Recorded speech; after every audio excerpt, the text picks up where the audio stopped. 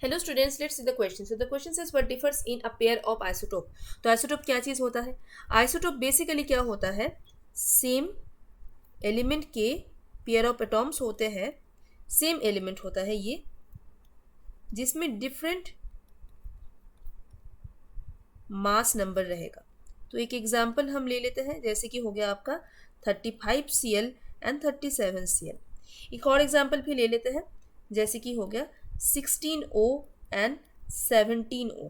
Alright, तो ऐसे ही कुछ एग्जांपल्स आप देख सकते हो कि जो मास नंबर है, यहाँ पे 35, यहाँ पे 37, दिस 16, दिस 17. तो 16 एंड 17 ये अलग अलग मास नंबर है, लेकिन है दोनों की ही ऑक्सीजन एटॉम.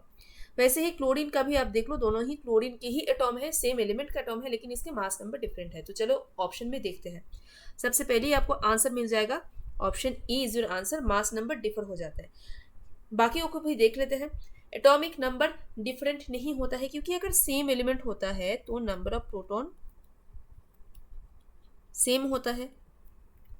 तो नंबर ऑफ प्रोटॉन अगर सेम होता है, क्योंकि नंबर ऑफ प्रोटॉन से ही आइडेंटिटी ऑफ द एलिमेंट होता है, तो आपका एटॉमिक नंबर भी यहाँ पे सेम होना है. एटॉमिक नंबर सेम, तो ये नहीं है आपका आंसर. नंबर ऑफ इलेक्ट्रॉन्स, देखो हम यहाँ पे ना आयंस के बारे में बात नहीं कर रहे हैं, हम यहाँ पे न्यूट्रल एटॉम के बारे में बात कर रहे हैं. तो अगर न्यूट्रल एटॉम है, आपको पता है न्यूट्रल एटॉम में क्या हो जाएगा,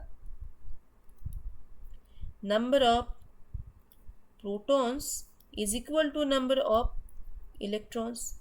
तो अगर न्यूट्रल एटॉम में हम एटॉमिक नंबर ऑफ प्रोटॉन्स को बोलते हैं, तो नंबर ऑफ इलेक्ट्रॉन को भी हम Z यानी एटॉमिक नंबर से डिनोट कर सकते हैं. तो ये भी गलत हो गया.